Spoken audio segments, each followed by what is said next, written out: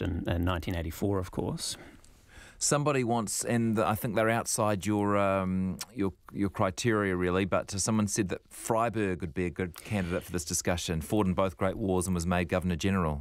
So that's that point I made before about not including Governors General in this talk for two reasons. One, just so we can keep it to our time manageable. frame. Yeah. But also Governors General, of course, it's a ceremonial position, so they don't really wield practical power in New Zealand. So you could give it to someone like Freiburg, who was, one of our great war heroes and war leaders, but it doesn't necessarily, he's not calling the shots for New Zealand, where someone like Coates and Muldoon, very much so. Anything to the fact that this is more, you're talking more sort of National Party people than Labour Party people? Yeah, absolutely. Now, this is an interesting factor. Why is it that we've got, as you said, we've got Holland, we've got Muldoon, we've got Marshall. Coates was effectively the precursor of National, the Reform Party, and yet we don't have any Labour leaders. So out of the 10 Labour leaders, we don't have anyone who saw active service. We do have people who were imprisoned for protesting against conscription in World War One, but part of that's just the timing. So when were they of military age? That's a factor. And part of it, if you get people like Michael Joseph Savage, Walter Nash, Peter Fraser, they were actually protesting against the nature of New Zealand's involvement in World War One when they, say, Coates and Holland would have been serving. So I think you also get a distinction between the outlook of the different parties, perhaps as well. But there's a number of different reasons why. Yeah. Got some very chatty listeners, by the way, today on 2101. Peter says that Jim Bolger was a sergeant in territorial forces after his CMT training. Yeah, so that's another interesting point as well. And I'm glad that the listeners brought that up, because what I haven't included is people who did territorials or, at some points in New Zealand history, it was expected that young men would do their training in the local kind of territorial forces. So what I was looking at today was to try and find an example of that warrior turned national leader. Yeah, okay. Coates really is, I think, the closest. No, he is our example of that particular phenomenon. Stu would like to know, what about officers that served in the Crimean War then came out here? Any of those? Yeah, so I looked through all of the premiers and prime ministers, and I didn't find any Crimean War vets who had also served as premier. Mm-hmm. So no, okay. Because you've got those different 19th century wars, and you've got Grey, who was an officer, but even he didn't serve in a particular war before he got to the New Zealand Wars. Okay, and here's one more for you, Grant. Might be as close as we get to a Labour Prime Minister. Bob Tizard, who was Deputy Prime Minister for a while, apparently served in World War II. Absolutely. So if we were to widen our search and to look at politicians in general, then it might take on a different flavour, because John A. Lee is just a classic example, and the Tizard there is another really good example. Okay. So you've got military, but you've also got up-and-coming people who could have been Prime Ministers, like Hal Bell during World War One, who were kind of pinpointed as future leaders who were killed. So perhaps, that explains part of the story here, is that people who could have been Prime Minister were actually killed during these wars. And what about the future? Probably becoming even less likely, maybe you would hope. Yeah, so absolutely. So Muldoon is our last Prime Minister who saw active service. I mean, we still have politicians who have military backgrounds. Ron Mark from New Zealand First would be one example in the Parliament at the moment, but they're few and far between. And it's not even considered, I think, necessarily something that's going to help you. It's not going to not help you, but that idea that for a long time in the States, it was an expectation that their presidents would have some military involvement. And if they didn't, they were criticised for it, and it was a black mark against them. And even with McCain, when he was running against Obama, that was a huge part of his package was that amazing story about his time as a soldier. So, very different, I think. We don't have that tradition, and I think it reflects a less militaristic society as well in New Zealand. Someone reckons Holyoake was an officer in World War II, but I think he was in Parliament through that time, wasn't he? So I double-checked Holyoake 3 times, actually, for this talk, because he's one that you'd think, because he's the right age, but all the sources I checked, he was in New Zealand at the time. All right, if you've got any evidence, text it in 2101. And Grant, great work on this one, as always. Thank you very much. Cool, thanks, Jesse. Grant Morris is... teaches at the law school at Victoria University, but he's our regular historian here as well. He's in every couple of weeks.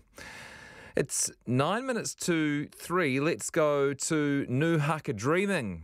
It's that time of the week where John Bluck draws on his childhood memories to sketch a picture of life in small-town New Zealand 6 decades ago. And let me tell you this, you've still got time to read our Short Story Club story, which is also sketching a picture of life in New Zealand at around the same time. It'll only take you a few minutes to read, so if you want to be into that copy of Landfall, now would be a great time to go read the story. Send me an email and we'll be talking about it just after 3 o'clock. But here's Nuhaka Dreaming.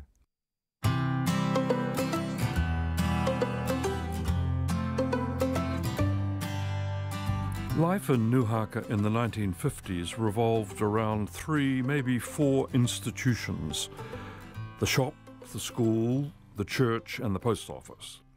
You could throw in the bakery where the bread from Wairoa was sold, along with the Sally Lunns and raspberry buns, but that wasn't so important, except it was the easiest place to buy cigarettes. The owner was a Roman Catholic, which made her different from the rest of us. We figured her allegiance to the Pope in Rome somehow allowed her to sell smokes to minors without telling our parents. The post office was more important and glamorous, with the red post boxes in the foyer and the high wooden counter inside to sell stamps, post parcels and send telegrams. In the room behind sat the toll operator, head-setted, on full alert, pulling and plugging in the cords that connected Nuhaka to the outside world. That was a job that set you apart. The railway station was another exciting place for a child, but only for as long as the rail car or the train pulled in and the platform bustled with life and noise. For the rest of the time it was an empty and forlorn space on the edge of the sandhills. There was no pub in Nuhaka. You had to drive 3 miles up the road for a drink, and many did. Some weaving their way homeward if they were lucky, and into a ditch if they weren't. Drink driving back then was treated as a bit of a joke. Beer was more often drunk at home out of bottles and flagons. But the store across the road was the real Nuhaka Central.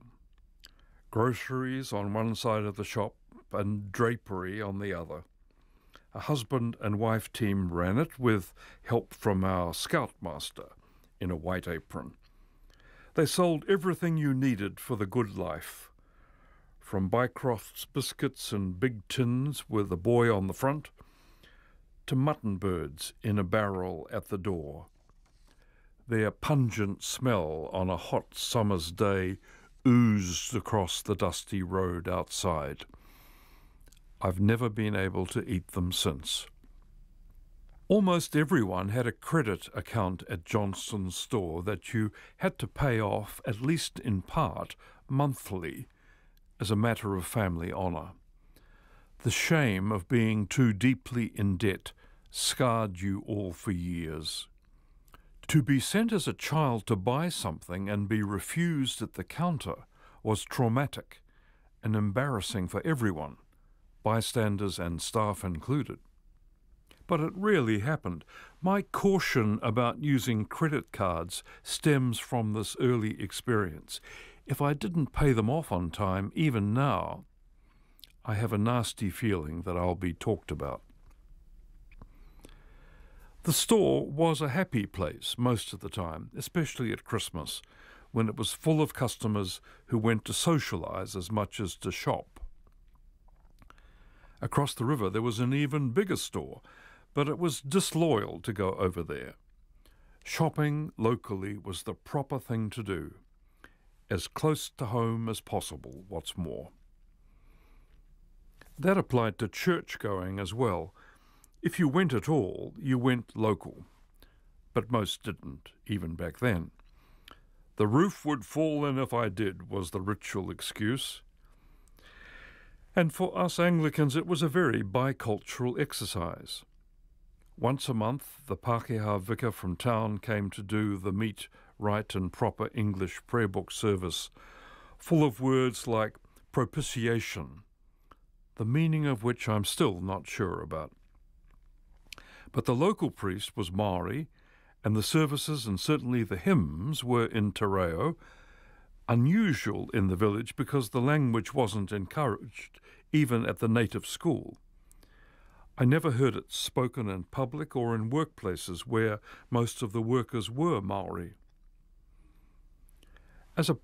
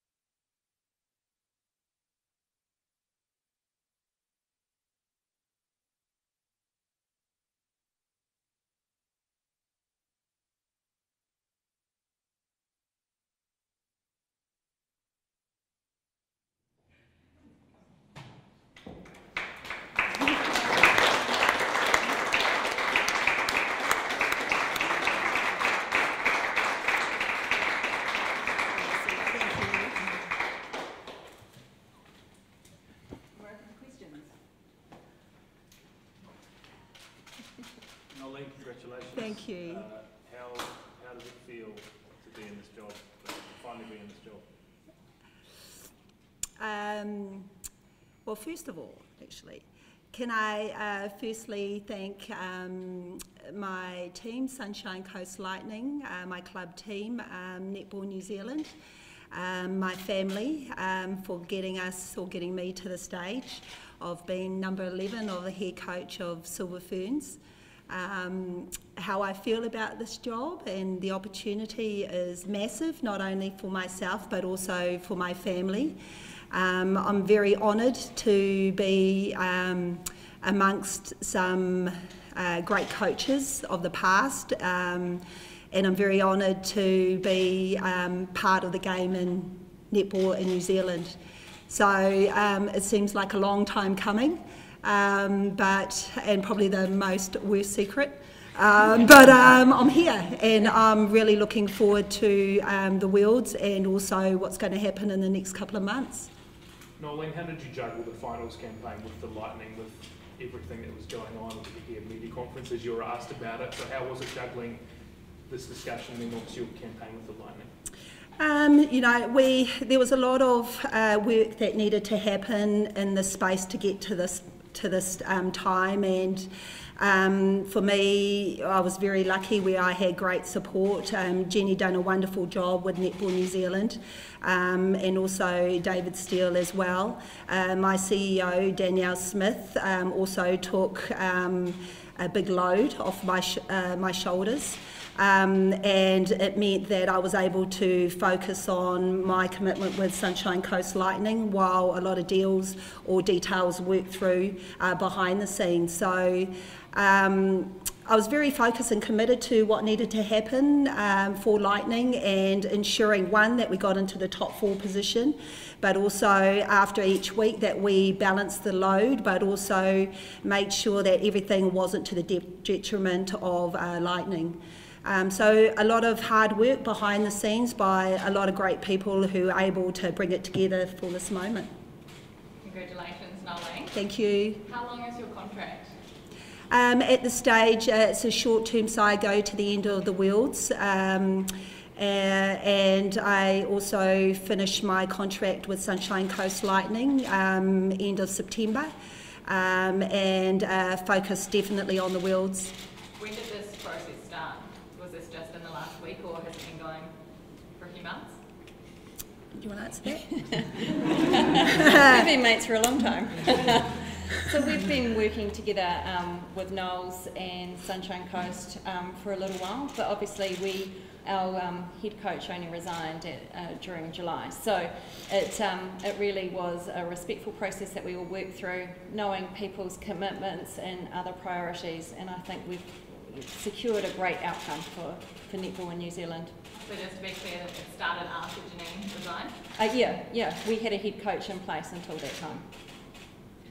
Nolene, how big a task do you think it is to rebuild the Silver Ferns to be a force that could win the World Championships next year?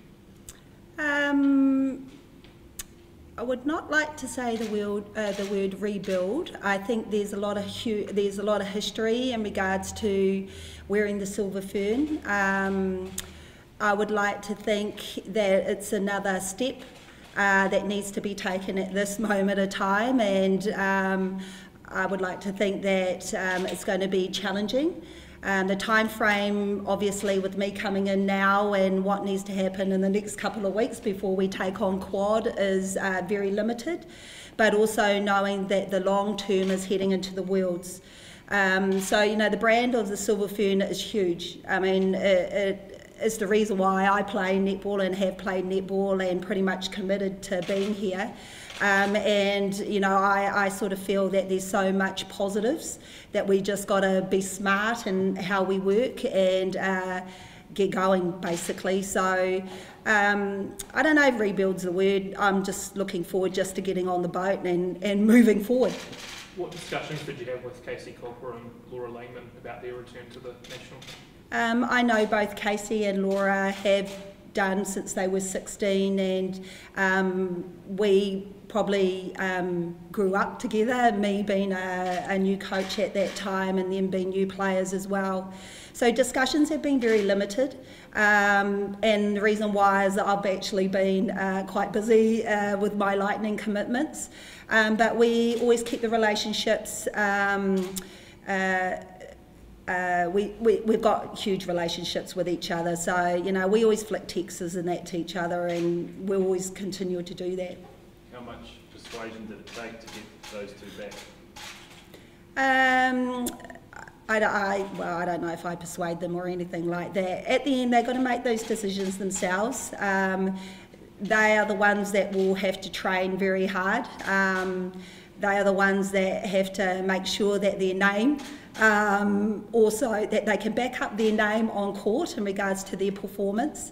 So the decision, they made it themselves. And thankfully they are supported by their own family, their husbands and partners and things like that. And I have no doubt when they're ready to take the court, they'll be amazing. Nolene, you have, first of all, congratulations. Thank you. Welcome home. Thank you. Selections were made over a month ago. How much persuasion did you have over those players that were named? Geez, you fellas have all these words of persuasion. And look, I have no persuasion at all. I have communicated with Netball New Zealand and also the selectors in regards to the athletes who were chosen for the quad and also with the Silver Ferns squad. Like anything, you work with people who have been in the system and people who have known a lot of these players over many years. So I was part of that process and very happy with the squad that we've got moving forward. And you've spoken in the past before in past conversations about timing being everything, so why now for you? Very lucky, may I say. So the opportunity was presented. Probably the first step for me always is my family.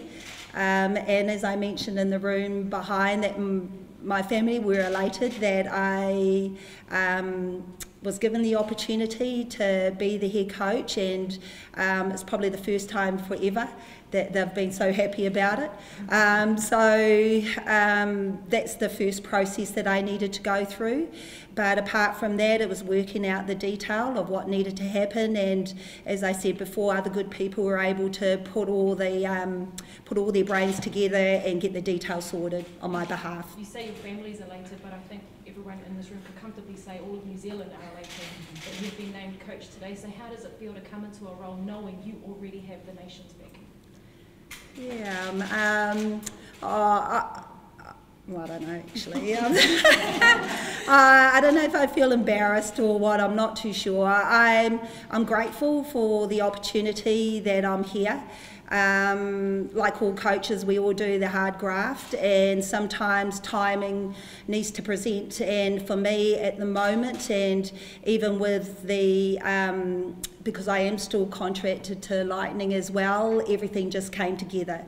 So I'm a fond believer in things happen for a reason, or they don't, and luckily everything just came together at the right time. So something that I won't take for granted, and I'm very committed to be able to fulfil my job and for both Lightning and also for the Silver Ferns. Jenny, how much of a search was there, or was it straight to Nolene and pretty simple to get her on board? Well, for me it was about getting the right person, and that would take as long as it needed to take, and I think we've landed with that person, now able to take these Silver Ferns and take them to Worlds, and they're in safe hands, so I'm really delighted about it. And when did when was it done there, or that Nolene was going to be the coach? Oh look, we've had really good conversations, and I think what we've got out of this is a mutual respect for her loyalty to her existing franchise.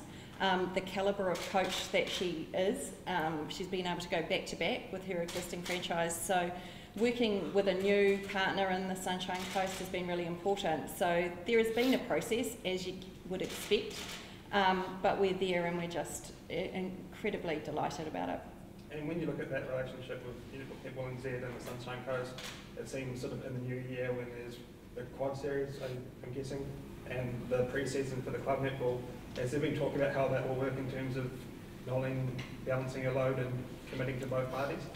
Yeah, look, we've gone into a truckload of detail around how we're going to make this work, and I think it comes down to the people involved and their willingness to make it work. And I think we've got a great partner in terms of the Sunshine Coast, and we've got great people that we're working with Knowles and her family, and their willingness to take this on, I think, has been phenomenal. Nolene, in terms of next year, looking here with the ANZ Premiership, have you thought about how you're going to keep tabs on that competition and those players, and how's that going to work when you're on the Sunshine Coast? Yeah, we haven't got the draw yet for Suncourt Super Netball, but what's happened in the past, sometimes when we play on Saturday, means that we don't train until Wednesday, so there's gaps that I'll be able to schedule to come over. Also, secondly, great old social media and Facebook. So, you know, just turn on the computer and you can watch the games. But also the work that needs to be done in regards to the relationships between myself and also the franchise coaches. I'm really committed once again to be able to do that and build those building blocks so that I get an understanding of the athletes and what's happening behind the scenes. So I will just have to work with my current whatever's going to happen in regards to the games, but I don't feel that there's going to be any issue in me keeping abreast of both programs. Have you got an assistant? Sorry. Nolan, will you have an assistant coach? Oh, and Front lines.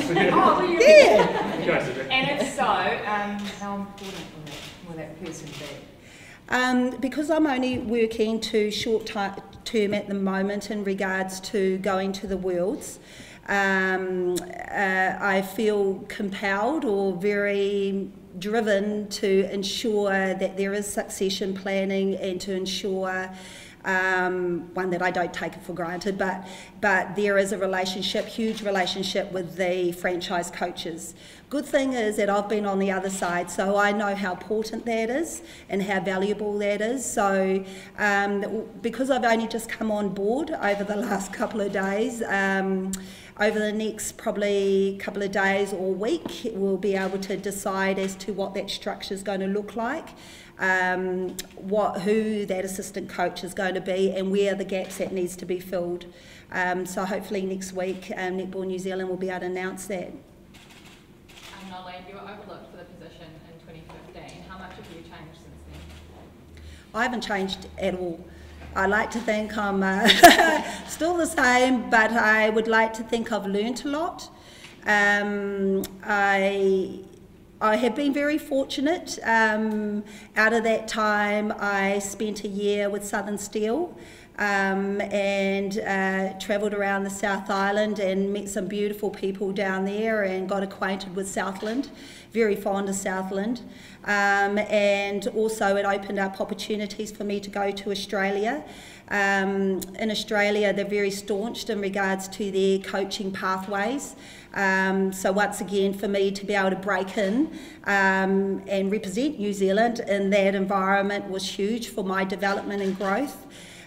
So once again, I'm very open to the fact that sometimes things aren't the right time, and because of that, I've been able to learn and grow not only as a coach, but also a person. And I feel that the skills that I've learned over the last 3 years has probably set me up probably better in this role than maybe if I was here previously. So I feel I've been there, done that in certain environments, and looking forward to the challenges of something new. And I know being in the international scene is definitely going to help and grow me as a coach as well. Jenny, you weren't CEO at the time, but would you say personally this appointment should have happened 3 years ago? Look, as all I can look at is where we go forward, and I think, as Knowles has kind of said, she has done some great things over the last few years, and I think that's just going to hold her in great stead to take on this challenge of the Silver Ferns. Can I just actually say something about that? Because everything, like 3 years ago was a long time. Like, a lot has happened since then, and we've got to move on. Like, everything that happens, I'm attached to something that happened 3 years ago. So I think there's just a massive brand. There's some massive things that's happening at the moment, and I think we've got to move forward to what needs to happen in the space of the Worlds.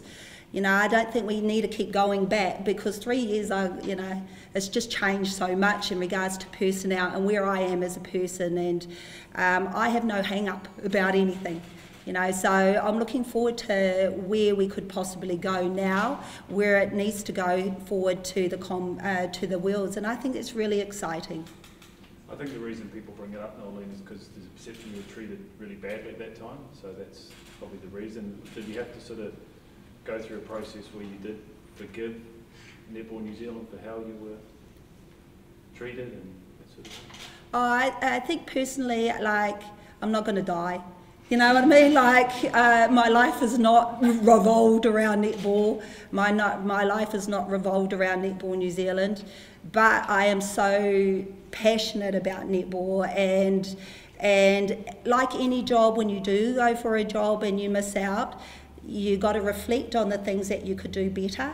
And at that moment, it was just a moment of my time. It didn't depict or influence who I am or what I needed to do. And uncannily, that was probably the best thing, you know. So it made me think about me as a coach and why I coached and what the purpose was. And, you know, if it's one of those moments in life, then so be it. But how canny is it now that I'm actually here after 3 years, rolled on in, and as Yvonne said, I ain't even done an interview, you know. So I think that's amazing, and, you know, I'm just so grateful to Netball New Zealand that I'm actually here. And I'm number 11, and it's amazing for me. It's great. And you sort of touched on this before, but a lot of people feel you are the person to save New Zealand netball in a way. How do you feel about that? Save. I don't think the word save does not.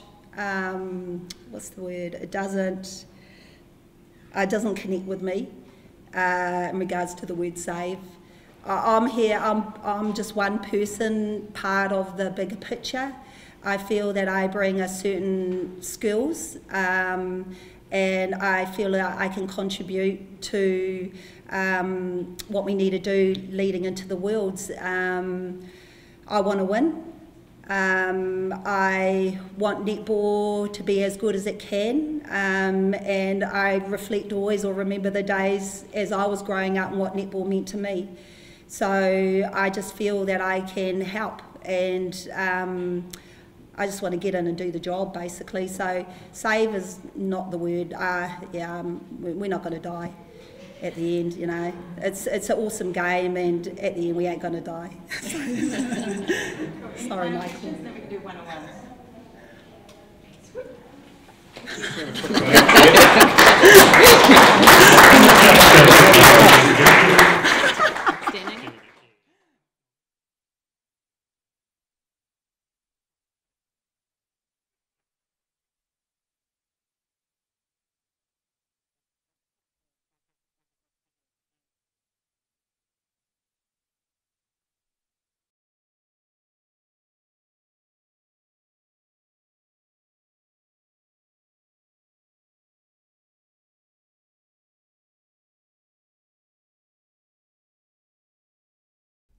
That's what he ought to do, but the cheque is a bit difficult. The cheque is crossed not negotiable, which even now means you have to put it in the bank.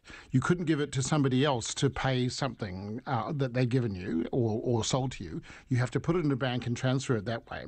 And if you put the cheque in the bank, then the bank might do something else with the money, or, you know, there's a complication. Yes, you're assuming that he knows what not negotiable means, but lots of our listeners aren't so sure. They think that maybe he's misinterpreted not negotiable. He just thinks it's a trick that his brother is playing on him, or some people think that he actually knows what's going on and yet is choosing